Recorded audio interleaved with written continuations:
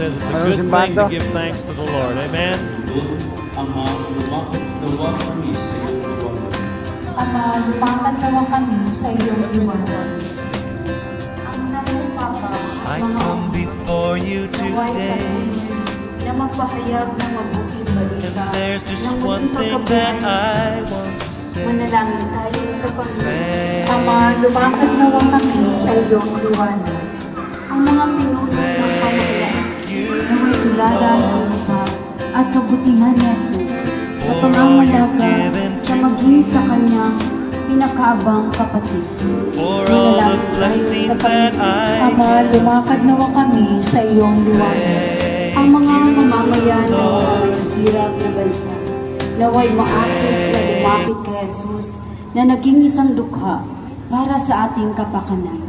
Manalangin tayo sa Panginoon. Ama, lumakad nawa kami sa iyong liwanag.